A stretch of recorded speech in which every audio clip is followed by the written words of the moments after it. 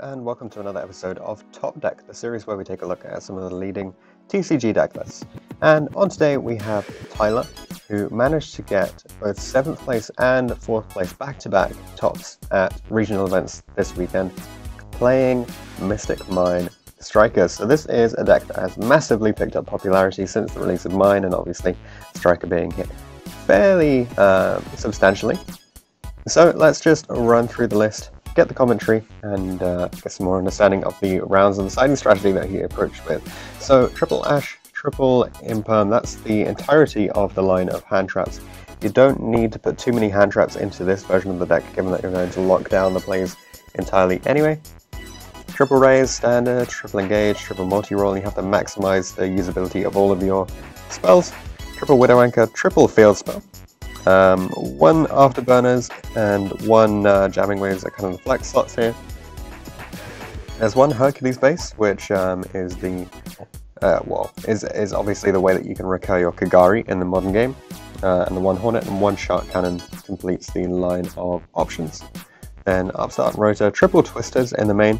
This is pretty interesting actually. Obviously it improves the Salamangreat and the Mirror matchup, but then it's slightly less impactful against others. I suppose it is very strong in things like the Orcus matchup as well. A lot of people are maining Spell Trap Removal at the moment because there are so many decks where it's applicable.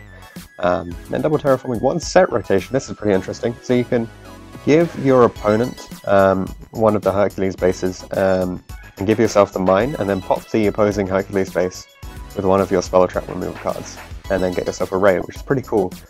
And a triple Call by the Grave. For the extra, obviously 1 Kagari, and then maxing out on the good Sky Striker links, and then double Kana. It allows you to recur a little bit more and stay ahead in certain situations. 1 Heater to maximize the usability of the opponent's graveyard. And then Phoenix, Unicorn, Cerberus. Actually, Cerberus is one we haven't seen for quite a while, so pretty interesting, gives himself more options here. 1 Ningirsu and 1 Borosword. For the side deck, triple Sphere Mode, triple Pancratox, triple Lancia, all very standard, I think. I mean, maybe the Sphere Mode is slightly less standard, but it does deal with a lot of the problems that currently exist. And double Eagle Booster, it's kind of surprising that this isn't in the main deck, so perhaps he'll discuss that in a bit. And then a second copy of Shark Cannon and triple Metaverse for when you know that you're going to be going first and you need to put up that mine. So we'll kick things off with the extra rounds. 7-round event, only 2 losses here. You can see the full breakdown at the side, and we also have some additional comments here from Tyler. So round 1, the opponent was a good sport, but obviously quite new to the game, so it was a swift 2-0 here. Round 2, the first loss, the opponent just had far better technical play than Tyler, so sadly he was pretty much lost at the start of the round, but he learned quite a lot from the matchup, which was useful moving forwards. Round 3 against the Burn deck, 2-0 win. He always had an answer to the Ojama Trio and the Burn cards anyway, so he won pretty smoothly here. Round 4 against Endymion, a 2-0 win. The opponent bricked twice, yet still managed to put out a couple of negates. Tyler was able to play through them pretty conservatively, and managed to out-resource the opponent here. In round 5 against August, 2-0 win, Mystic Mine being very, very strong, and that's pretty much it. This is actually the only matchup where Mine came up during the day. In round 6, another Orcus match, 0-2 here. A really good Orcus player. Tyler made a few misplays which cost him both the games, but he learnt from his mistakes, and that was helpful for moving into the next event. And then the final round, Barrier Stun, played against a friend of his from one of the locals that he attends. He knew what the opponent was playing, as they discussed it earlier in the day, and Sky Striker just out-resources stun decks really quickly. And Eagle Booster came in pretty clutch here against all of the sort of disruptive traps that Barrier Stun has. So moving on to the second day, Southampton. 7 rounds once again, only a single loss this time. So round 1 against Trickstar. Game 1 was a very long resource game. It would have been a draw if the opponent had scooped earlier in the game, so that he would have had time to burn Tyler.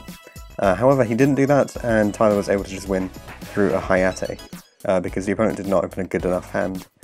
Round 2 against BA, a 2-0 win, the fastest game of the day. Tyler activated Mystic Mine in game 2, and the opponent just offered a handshake. Round 3 against Sky Striker, so the mirror match here, a 2-0 win. The opponent was a very well-known player, and Tyler was quite phased when he first sat down and got into the match. But he believes that he played correctly, managed to pull through in the end. He's really happy with the the way that the game actually went, because it gave him an intense confidence boost. And as a side note, opening Ray when your opponent does not is actually really, really strong. Round 4, Orcust, a 2-1 win. Tyler had to play against a very good friend of his. Game 1, he had the answer to pretty much everything, and he pushed through a fairly lackluster board because he'd hand-trapped the opponent a few times.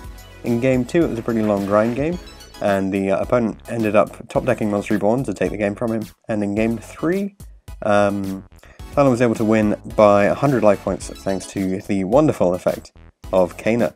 Round 5 against Salamangreat, a 2-1 again. Game 1, the opponent opened more bricks than the house, so it was done pretty quickly.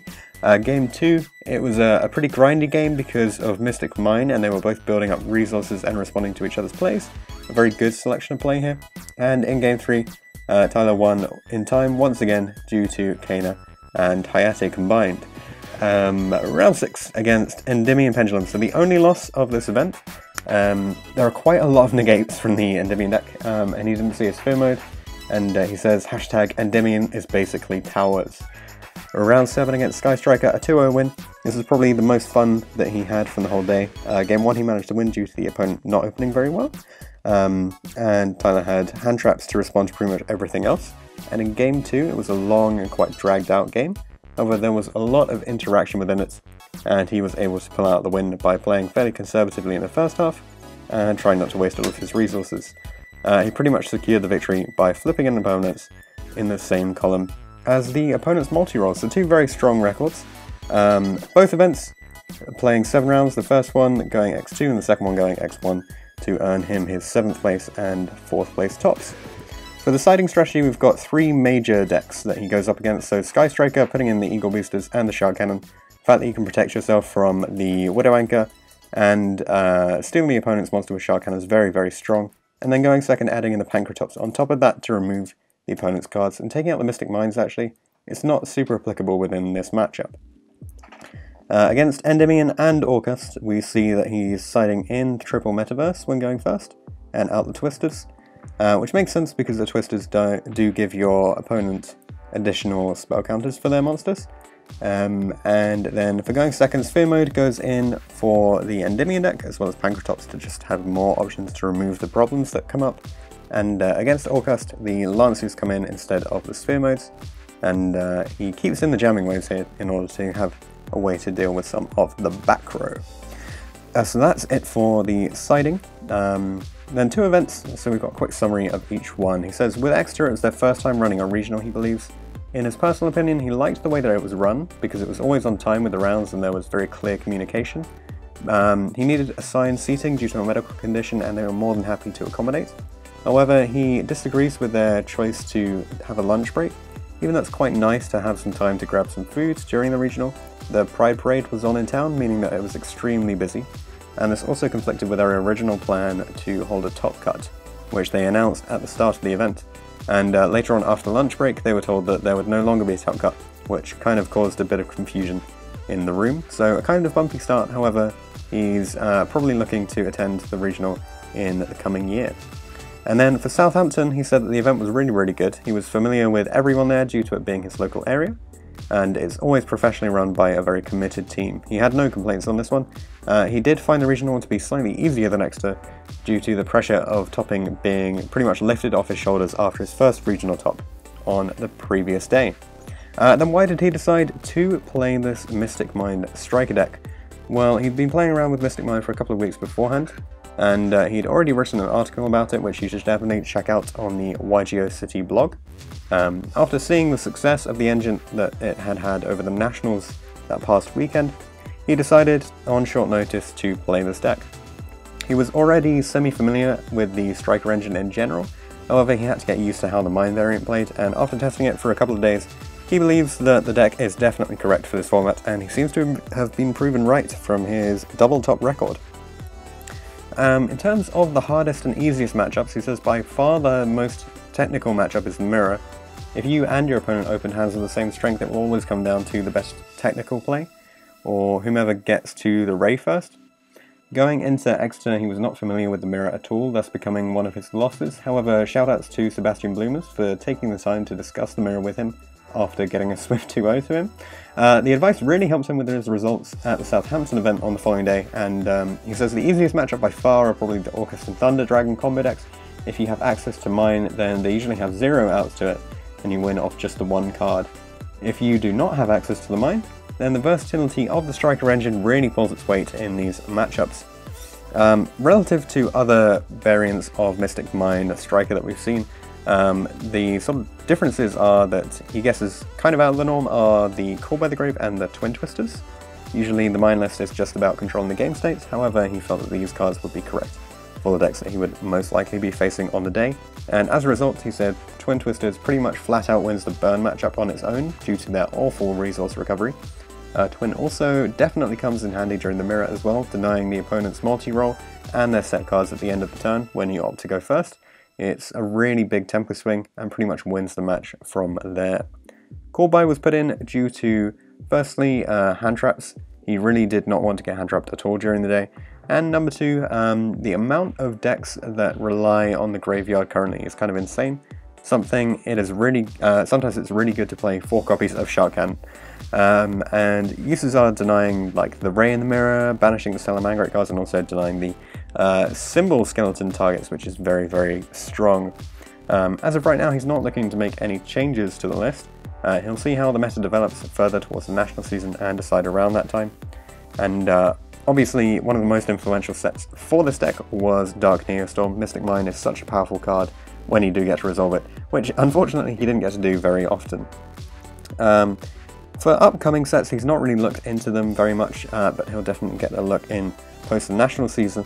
And shoutouts, first off, he's going to shout out Northern Card Gaming for the support and taking him on as their Yu-Gi-Oh! Media blogger. He would also like to shout out YGO City and Jake Quincy for letting him discuss the current format. Make sure to use code NCG5 at checkout on ygocity.com for a nice discount. And also shoutouts go to his best mates Tom Preston and Harry Simpson.